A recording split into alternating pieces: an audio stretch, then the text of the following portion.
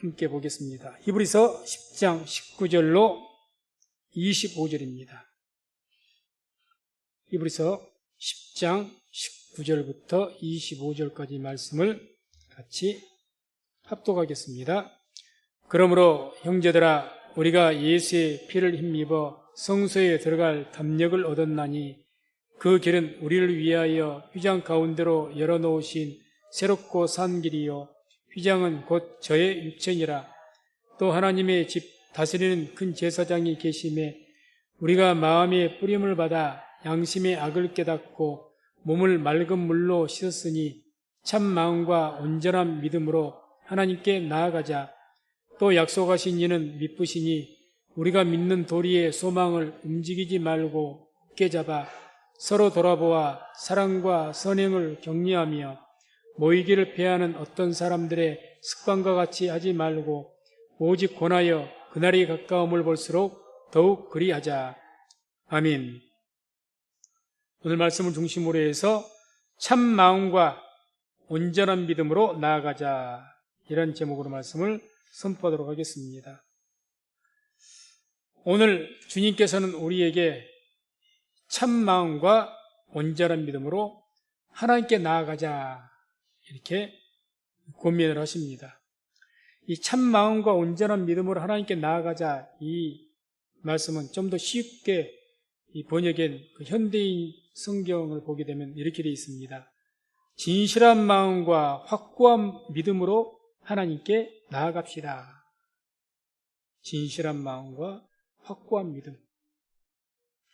우리가 무엇을 하든지 하나님 앞에 진실한 마음과 또 무엇을 하든지 확고한 믿음을 가지고 기도하든지 예배를 드리든지 헌신하든지 해야 될 줄로 믿습니다.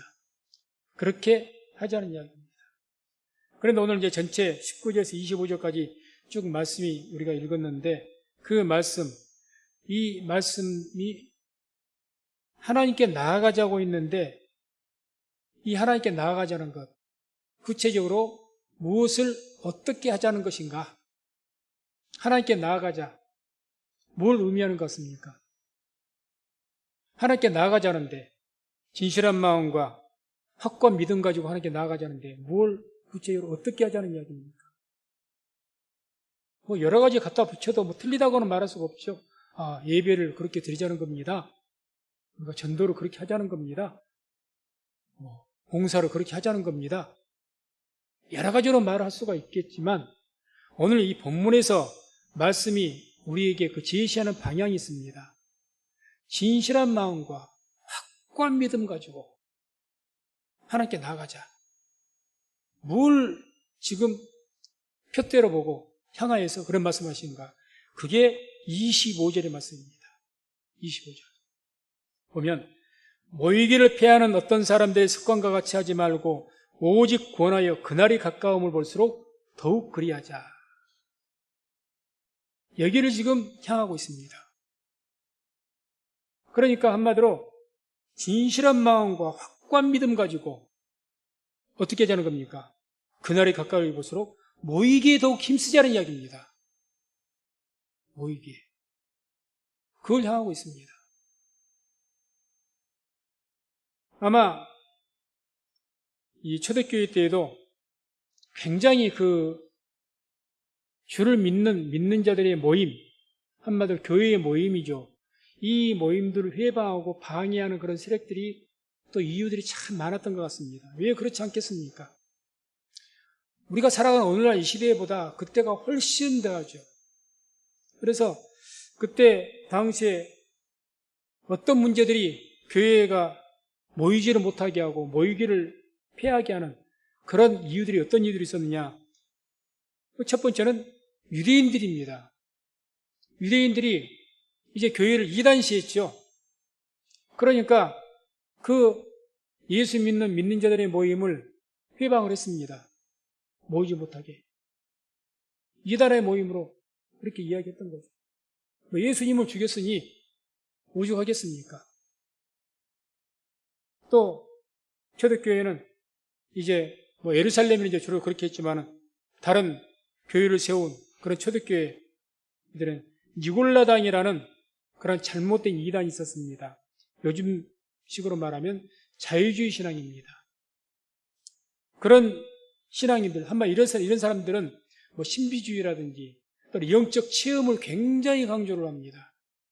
영적 체험. 그래서 그 영적 체험, 자기가 예언을 한다, 뭔가 환상을 보았다, 또 신비적인 뭔가를 내가 체험했다, 이런 것들을 이야기해서 굉장히 영적인 것을 많이 강조합니다.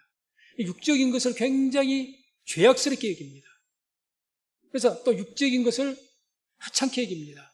그러니까 육적으로 사람들이 모여서 뭘 하자는 것을 별로 달갑지 않게 생각을 합니다. 뭘 모여? 기도하지, 혼자서. 금식하지. 영적인 것을 굉장히 숭상했던 분들입니다. 이런 분들이 교회 모임을 회방까지는 아니어도 굉장히 무시하고 오히려 그것을 별로 원치 않았습니다. 그런 어떤 자유주의 신앙, 이것이 이제 개인주의 신앙이라고 표현할 수가 있는데, 이 개인주의 신앙이 어떤 문제가 있었느냐? 사도들의 가르침을 받지 않는다는 이야기입니다. 왜? 자신이 특별한 체험을 했기 때문에 굉장히 자기의 신앙을 우월하게 생각합니다. 나는 뭔가를 봤어?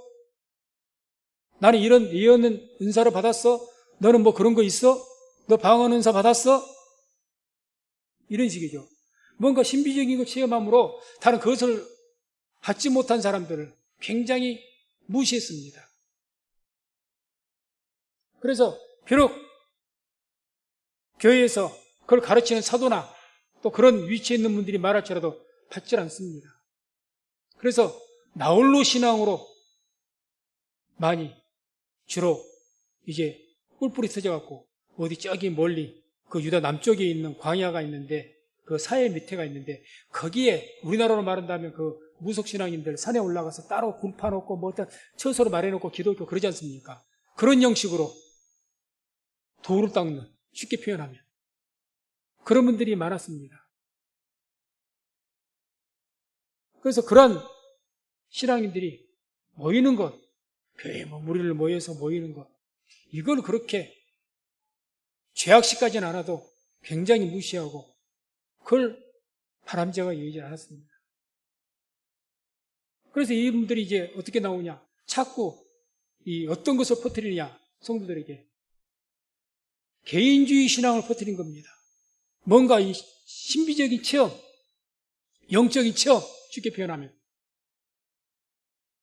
그런 것들에 대해서 많이 이야기를 합니다. 그러나 우리가 성경을 보게 되면 초대교회가 너무너무 하나님의 오순절 성령 충만을 받고 그 뒤 초대교회가 급속히 성장하면서 또 아름답게 성장을 했는데 그렇게 되어진 이유 중에 한 가지가 사도행전 2장 42절을 보면 이런 말씀이 나옵니다. 함께 말씀을 합독합니다. 저희가 사도의 가르침을 받아 서로 교제하며 떡을 떼며 기도하기를 전혀 힘쓰니라. 이것이 원인이 돼서 날마다 구원받는 자들의 무리가 더해져고 교회가 성장을 했습니다. 그런데 이 니골라당이라고 하는 이런 신앙인들은 사도의 가르침 안 받습니다. 자기의 체험이 더 중요합니다. 내가 깨달은 것이 훨씬 더 중요합니다. 안 받습니다. 내가 개인적으로 은혜 받은 것, 내가 깨달은 것, 그게 옳습니다. 그래서 지도자의 말 안 듣습니다. 안 받아들입니다. 그리고 서로 교제하려고 안 하려고 그러다 보니까 성도들끼리 아름다운 교제가 있어요. 근데 성도들은 뭐라 어떻게 생각하냐? 무시하는 거예요. 아이고 저렇게 수준 낮은, 쉽게 말하면 그런 겁니다. 뭐 내가 저런 것들을 하고 내가 교제를 해. 뭐 교회라는 곳에 모인 것에 봤더니 여기 참 교회 보잘것없네. 무식하고 참 예의도 없고 그러네. 수준이 낮네. 이거죠. 그래서 나홀로 신앙을 합니다. 서로 어울려지질 않으려고 합니다. 그게 옳은 신앙입니까? 아니죠. 그게 잘못됐습니다. 결국 초대교회에서도 그래서 이단으로 정죄가 된 거죠. 계시록에 이 니골라당에게서 굉장히 예수님께서 노하시고 책망합니다. 니골라당에 대해서. 그래서 아무도 그런 사람들 때문에 교회가 모임이 계속 회방을 받고 그렇게 됐습니다. 이 유대인 그 랍비 중에서 힐렐이라는 아주 위대하고 훌륭한 그 랍비가 있었는데 이 랍비가 이런 이야기를 했습니다. 회중을 떠나지 말며 죽는 날까지 내 자신을 의지하지 말라. 회중이란 말은 오늘날부터 교회를 이야기하죠. 거기를 절대 죽는 날까지 떠나지 말아라. 너의 개인의 자신을 의지하지 말아라. 교만해서 나 혼자 다 깨달은 것처럼, 나 혼자 은혜 다 받는 것처럼, 내가 다 아는 것처럼, 그래서 교회를 무시하고 모이는 거 무시하고 서로 교제하는 거 무시하고 그러지 말라는 거죠. 그래서 그런 이유 때문에 이 교회가 여러 가지로 모이는 거 회방을 당했습니다. 그래서 오늘 우리 주신 말씀이 바로 그런 것들 때문에 이야기하신 겁니다. 또 세 번째로는 교회에 대한 핍박과 시련. 흔히 우리가 알고 있는 당시에 핍박과 시련이 많았죠. 또 교회에 대한 어떤 실망과 원망, 교회에 대한 어떤 범죄, 잘못된 것 때문에 그런 것들 있었습니다. 그래서 이런 것들이 초대교회 때 실상으로 있었기 때문에 모임을 폐하게 되고 또 모이지를 못하게 되고 이렇게 된 겁니다. 그럼 오늘날 우리가 모이기를 폐하고 모이지 않게 된 그 이유는 뭘까요? 아마 오늘날에는 교회에 대한 실망 분명히 그게 있을 겁니다. 그러나 더 중요한 것은 아마 오늘날 우리가 교회 모임을 자꾸 피하려고 하는 것은 개인의 어떤 편리와 유익이 더 많지 않나 그렇게 생각이 됩니다. 모임을 줄이는 것이 우리에게 영성에 도움이 됩니까? 교회가 믿는 자들의 모임을 줄여야 너무 교회가 모임이 많으니까 내 영성에 도움이 안 돼. 내 신앙 성장에 도움이 안 돼. 그렇다고 생각하십니까? 그렇다면 정말 줄여야 될 필요가 있습니다.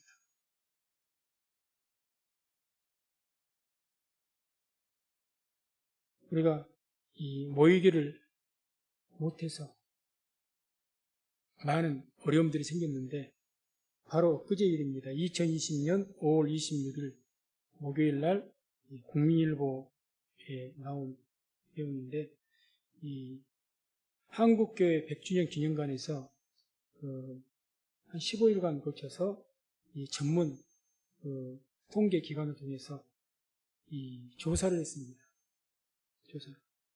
발표를 했어요. 장로교 통합 측이 주도해서 한국 전체 교회 이제 어떤 문제에 대해서 진단을 하기 위해서 조사를 해서 그 통계를 바로 그저께 100주년 기념관에서 발표를 했습니다. 두 가지 중요하게 여기 나오는데 첫 번째 뭘 조사했냐? 거리두기 전면 해제 후에 코로나 이야기죠. 전면 해제 후에 이제는 해제가 됐으니까 교회 현장 예배에 참여할 것이냐 하고 물었습니다. 성도 1,500명을 갖다가 무작위로 전국으로 추출해서 질문을 했습니다. 그랬더니 이제 거리두기가 전면 해제가 됐으니까 이제는 곧바로 교회 현장 예배에 참여하겠다. 이렇게 말한 분들이 28.3%밖에 안 됩니다. 4분의 1 정도. 좀 더 되죠. 28.3. 일정 기간 좀 지켜본 후에 상황이 되면 다음에 참여하겠다. 그게 이제 57.8%입니다. 문제는 거리두기가 이제 해제가 됐고 모여도 큰 문제가 없는데 속기 회복은 않겠다는 거예요. 그래서 온다는 사람은 28.3%라는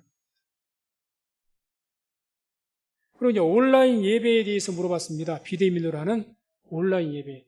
이 온라인 예배를 만약에 당신 교회에서 중단을 한다면, 그리고 현장 예배에만 나올 것을 이야기한다면, 그 현장 예배에 본 교회에 나가서 참여할 것이냐? 하고 물어봤더니, 그러면 본 교회에 가서 현장 예배에 참석하겠다가 57.3%. 아니다. 우리 교회에서 온라인 예배를 안 한다면 다른 교회 온라인 예배로 나는 옮기겠다 하는 분들이 24.5%. 뭘 말해주는 것 같습니까? 그동안 우리가 부득이한 상황에서 모이지를 못했지만은 그 결과가 이제는 저절로 모이기를 스스로가 패해버리는 그런 이 무서운 결과로 지금 나아가고 있는 겁니다. 그래서 이 엘리콧이라는 유명한 어떤 신학자가 있습니다. 이분이 뭐라고 이야기했느냐? 모임에서 멀어지는 것이 배교회의 첫걸음이다. 모임에서 멀어지는 것이 배교 알죠? 배교. 배반하는 것. 배교의 첫걸음이랍니다. 공감을 합니다. 우리가 저분이 갑자기 신앙에 문제가 좀 있는 것 같은데 저분이 왜 저러지? 어디서부터 드러나게 출발합니까? 점점 교회 참여 횟수가 줄어듭니다. 교회에서 얼굴 보기가 점점 힘들어집니다. 그전에는 일주일에 예배뿐만 아니라 여러 번 받고 몇 번을 봤던 분인데 언제부턴가 2번으로 줄고 1번으로 줄고 그것도 격주간으로 이제 한 달에 1번 볼까 말까. 그렇지 않습니까? 그런 모든 어떤 것들은 뭘 지금 우리에게 가르쳐주고 있습니까? 교회에서 현장에서 함께 모이는 것이 얼마나 신앙을 우리가 유지하는 데 중요한가 그것을 지금 말씀해주고 있는 겁니다. 그러니까 오늘 주님께서 하신 말씀인 거예요. 참 마음과 온전한 믿음으로 하나님께 나아가자. 그 참 마음 온전 뭘 하자는 겁니까? 모이기를 피하지 말고 그런 생각하지 말고 힘써서 모이자는 이야기죠. 그래서 우리가 지금 현재 우리가 조금 말씀을 새기고 받아들이고 우리가 실천해야 될 그런 말씀인 줄로 믿습니다. 그러면 이렇게 이제 힘써서 모인다는 것이 교회는 너무 중요하죠. 이번 코로나로 해서 교회가 이제 이 사단을 통해서 모이지 못하게 급소를 맞은 겁니다. 급소로 공격당한 겁니다. 어떻게 이제 회복을 좀 해야 될까요? 먼저 오늘 말씀에는 믿는 도리의 소망을 굳게 잡으라고 고면합니다. 23절 보면 또 약속하신 이는 미쁘시니 우리가 믿는 도리의 소망을 움직이지 말고 굳게 잡아. 이 말씀도 우리가 믿는 도리의 소망을 움직이지 말고 굳게 잡아 이 말씀을 이 표준역이라는 성경에는 이렇게 쉽게 번역을 했습니다. 우리는 흔들리지 말고 우리가 고백하는 그 소망을 굳게 지킵시다. 흔들리지 말고. 어떤 어려움이 우리를 모이기를 피하게 하고 모이지 못하게 하고 예배를 드리지 못하게 하고 기도하는 것을 방해하고 말씀 묵상하고 듣는 것을 방해하고 그런 여러 가지 이유들이 있다 할지라도 흔들리지 말고 우리가 나가자는 이야기죠. 흔들리지 말고. 그리고 24절에는 서로 돌아보아 사랑과 선행을 격리하라고 합니다. 격리하라고. 어떤 분이 아니 요즘에 거리 두기가 해제가 돼서 뭐 나오는 데는 뭐 이제는 문제가 없을 것 같은데 나오지 않고 있으면 서로가 어떻게 하라는 격리하라는 거예요. 격리해라. 격리하란 말이 조금 그 원뜻은 자극시켜라, 흥분시켜라 그 뜻을 가지고 있어요. 중동질해라는 거죠. 집사님 왜 안 나와? 그러면 안 되지. 집사가 그러면 되겠어? 그래도 이렇게 해도 가서 기도하고 공교회 예배인데 나가야지. 그렇게 자극을 시키라는 겁니다. 서로 간에. 그게 서로 돌아봐서 격리하는 겁니다. 좀 찔러대라. 서로 그렇게 해라.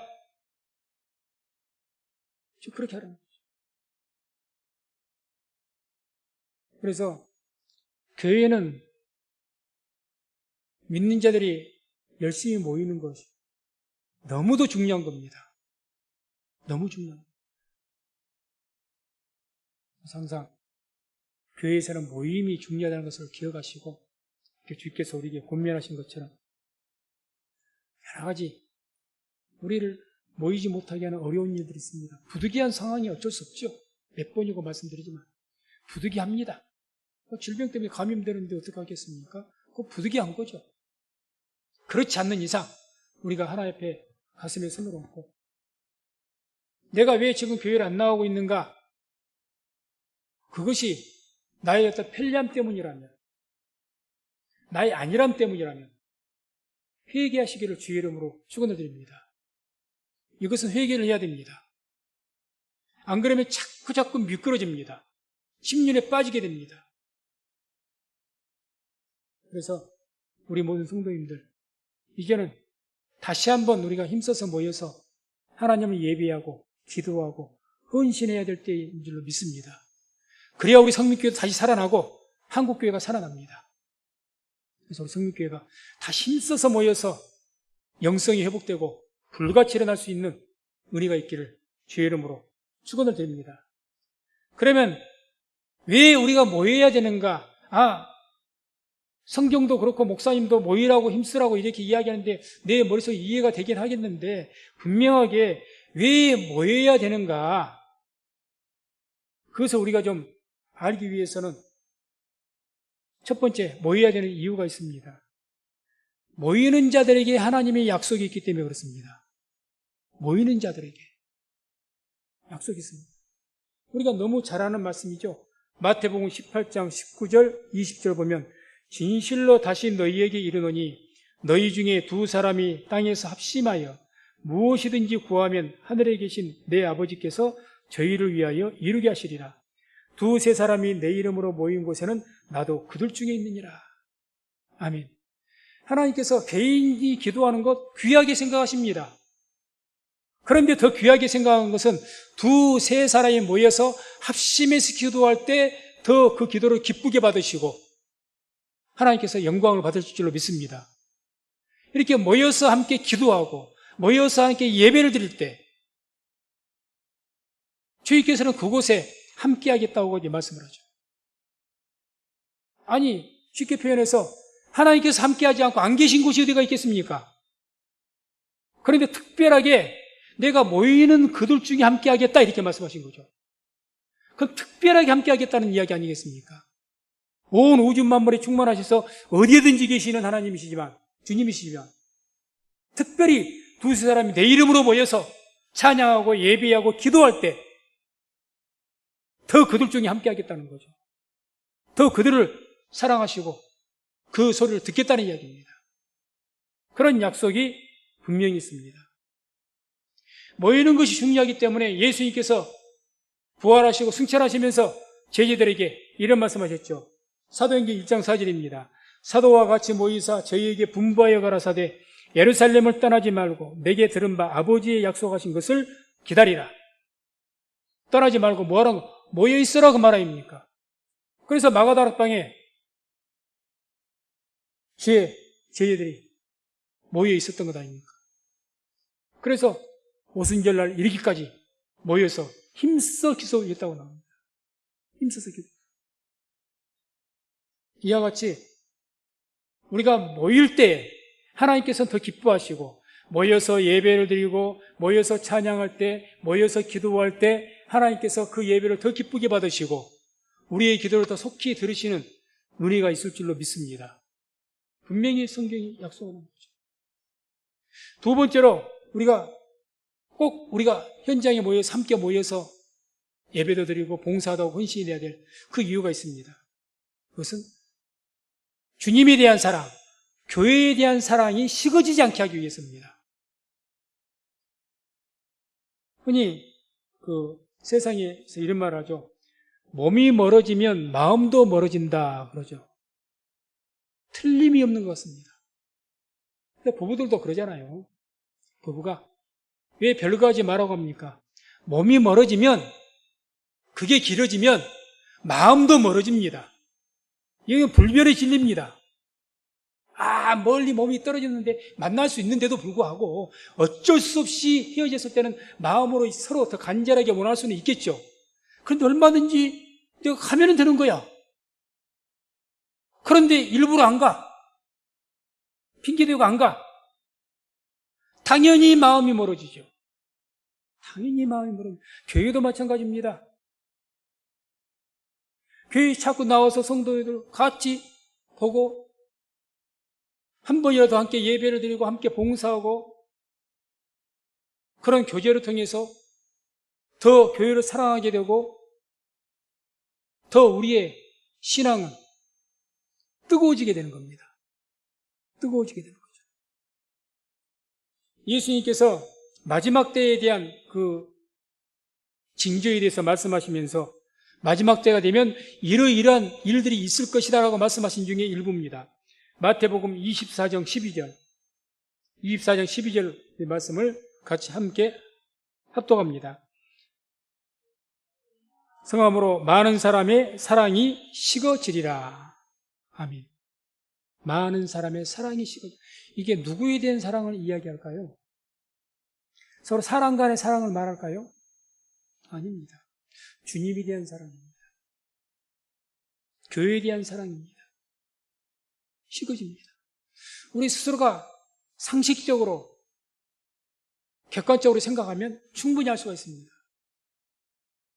우리 몸이 멀어지면요 교회에 대한 사랑도 멀어집니다.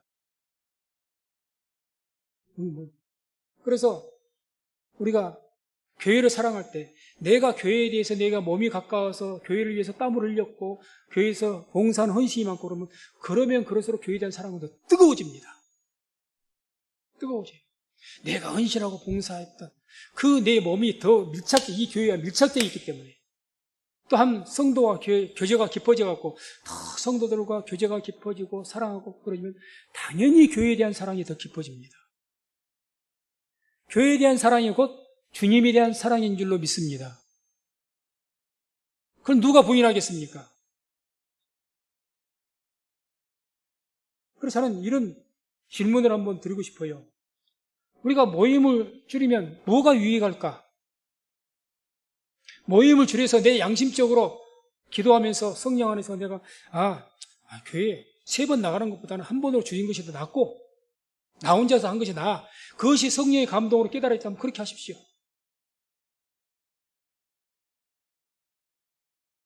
결코 그것이 저는 아니라고 봅니다. 또 성경도 그렇게 말씀합니다. 그런 내가 교회와 자꾸 내 몸이 멀어지는 것은 이미 내가 섬기는 교회에 대한 사랑이 식어지기 시작했다는 것이고 주님에 대한 사랑도 함께 같이 식어진다는 이야기가 될 수가 있습니다. 그래서 우리가 왜 모여야 되느냐? 주일에 한 번 모이면 됐지. 예배 드리면 됐지. 왜 모여야 되느냐? 주에 대한 사랑이 더 뜨거워져서 더 주연이가 하나가 되고 연합해야만 그 모임을 통해서 주의 일을 감당할 수가 있기 때문에 그렇습니다. 그래서 우리가 모여야 되는 이유는 더 사랑이 주님에 대한 사랑이 교회에 대한 사랑이 뜨거워지기 위해서 힘써서 모여야 될 줄로 믿습니다. 또한 모여야 될 이유 3번째 마지막으로 하나 보게 되면 우리의 모임을 통해서 하나님의 뜻이 이루어지기 때문에 그렇습니다. 모임을 통해서 이루어집니다. 모임 안에 예배가 있고 모임 안에 기도가 있고 모임 안에 섬김이 있고 모임 안에 봉사가 있고 모임 안에 전도가 있고 모임 안에 하나님을 섬기는 모든 것이 다 들어가 있습니다. 틀린 말입니까? 모임 안에 다 있는 거예요. 그게. 모임 안에 하나님을 섬기고 사랑하고 섬기는 모든 것이 거의 다 모든 것이 거기에 다 들어가 있어요. 그러니 주님께서는 무엇을 통해서 하나님의 뜻에 일어나갑니까? 교회 모임 가운데서 선교사를 파송하기도 하고 모임 가운데 지역사회를 봉사하기도 하고 모임 가운데 교회에 봉사하기도 하고 모임 가운데 예배를 드리기도 하고 전도하기도 하고 모임을 통해서 모든 것을 하나님께 이루어가지 않습니까? 그런데 이 모임을 어떤 이유로든지 자꾸 폐하려고 한다면 그게 옳은 일일까요? 아닐 겁니다. 그래서 우리가 이러한 중요한 이유가 있기 때문에 우리가 비록 힘들고 어려울지라도 모이는데 힘써야 우리의 영성도 살아나고 교회도 살아나고 하나님의 영광이 나타나게 될 줄로 믿습니다. 그래서 이렇게 힘써서 모일 때에 비로소 하나님의 역사가 나타납니다. 그걸 증거해 주는 말씀이 사도행전 2장 46절 47절의 말씀입니다. 함께 말씀을 합독합니다. 날마다 마음을 같이하여 성전에 모이기를 힘쓰고 집에서 떡을 떼며 기쁨과 순전한 마음으로 음식을 먹고 하나님을 찬미하며 또 온 백성에게 칭송을 받으니 주께서 구원받는 사람을 날마다 더하게 하시니라. 아멘. 날마다 마음을 같이하여 성전에 모이기 힘썼다. 초대교회 때는 날마다 모였다고 합니다. 날마다. 매일.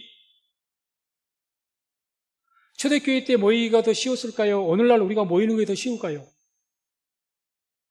두말할 필요도 없이 오늘날 우리가 모이는 것이 훨씬 더 쉽습니다. 초대교회 때는 모이는 것, 체포될 각오하고 모여야 됩니다. 위험이 많습니다. 회방이 많습니다. 숨어서 모였습니다. 또 초대교회는 어디를 좀 군사들이나 어떤 유대인들이 방해 않는 누가 고발자가 없는 곳에 어디 저기 산이라서도 산에 어디 동굴에서도 모이려면 가까운 데서 모이겠습니까? 먼 곳에서 모였을 겁니다. 그곳에 무슨 오늘날 같이 자가용을 타고 다니겠습니까? 교회에서 차로 착착 집 앞에까지 모시도록 온 것처럼 그렇게 모셔오기로 하겠습니까? 내 발로 내가 사람들 혹이라도 누가 볼까? 숨어서 몰래 가야 될 겁니다. 그런데 날마다 갔다고 합니다. 날마다. 아니, 뭐 영지주의에들 아까 말했던 니골라당 이야기한다면 하나님의 영이 뭐 거기에만 있느냐? 아예 성민교회 여기만 있느냐? 온 우주 가운데 아무 데서나 내가 기도하면 되지 뭐 그렇게 모이려고 예를 쓰느냐? 이렇게 한다면 굳이 이렇게 해야 될 필요 있을까요? 위험을 무릅쓰고 오늘날 우리가 모였던 것도 코로나 때 모였던 것도 사실 위험을 무릅쓰고 모였던 거죠. 또 모임들 굳이 그렇게 할 필요가 있을까요? 그럴 필요가 없을 겁니다. 굳이 주님께서 그러면 핏값을 치르시고 교회를 세우시려고 예를 쓸 필요가 없는 거죠. 뭐 하려고 교회를 세우려고 합니까? 그래, 내가 교회를 세우겠다. 내가 교회의 머리가 되겠다. 그러실 필요가 뭐가 있어요? 너희들도 알아서 자유적으로 하나님을 만나고 자유적으로 다 신앙생활 해라. 이렇게 하시지. 그래서 오늘 이 말씀을 통해서 이걸 우리가 좀 깨달아야 될 것입니다. 잘 모이는 것이 교회를 사랑하는 것이고 잘 모이는 것이 교회의 힘이 됩니다. 잘 모이는 것이. 그래서 우리가 한 2년 반간은 코로나 때문에 굉장히 부득이한 사정으로 어려움을 겪었습니다. 이게 뭐 완전히 가신 건 아니지만 우리 상황 가운데서 또 기도하면서 다시 한번 우리가 모여야 된다. 주에 모여서 함께 뜨겁게 기도하고 하나님 예배하고 찬양하고 이게 우리가 살고 우리 성민교회가 사는 길이다. 이걸 깨달으시고 다시 한번 모이게 힘써서 힘차게 일어설 수 있는 은혜가 있기를 부탁을 드립니다. 마지막으로 25절 오늘 본문의 25절의 말씀을 같이 한 목소리로 합독하고 마치도록 하겠습니다. 25절 함께 합독합니다. 모이기를 피하는 어떤 사람들의 습관과 같이 하지 말고 오직 권하여 그날이 가까움을 볼수록 더욱 그리하자. 아멘.